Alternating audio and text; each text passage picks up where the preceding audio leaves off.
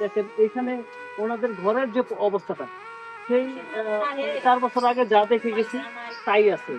উনি এটা উনি বিধবা ভাতা হোক, বৃদ্ধ ভাতা সব ক্যাটাগরিতে উনি পায়।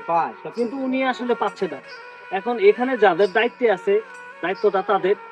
আর তারপর আপনাকে আমি পাইলাম, আপনি একটু দায়িত্ব নিয়ে আমার একটু মানে রিকোয়েস্ট থাকবে, দেখতেছি ওনারা আমরা আসি বয়স্ক এই যে ভাতা অথবা মানুষটা না বিধবা বাইরে ওই ভাতা করে নেয় যাতে আহারে এই যে পায়। অতুল আর ওনার প্রতিবন্ধীর কার্ড যেহেতু আগে পাইতো, এই প্রতিবন্ধীর কার্ডটা কিন্তু নষ্ট হয় না এখনো। যে কোনো ভাবে এই টাকাটা অন্য কেউ নিয়ে যাচ্ছে, ওনার এখানে আসতেছে না। তো এইটা হলো ওনার এই কার্ডটা নিয়ে ওই উপজেলায় সমস্যাটাতে গেলে ঠিক করে দিবে, একদিনে ঠিক করে দিবে আল্লাহর রহমতে, অসুবিধা হবে না।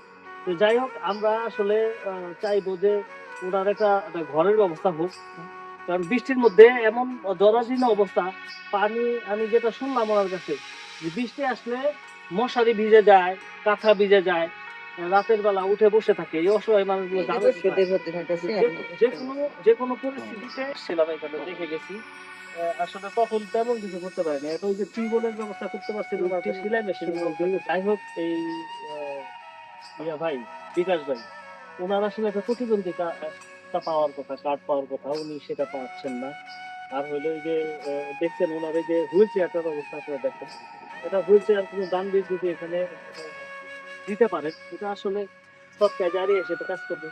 আবার আপনারা আরেকটু দেখুন, এই মুরব্বী, এই যে ওই যে ওনাকে একটু দেখতে পারেন, উনি বয়স মিনিমাম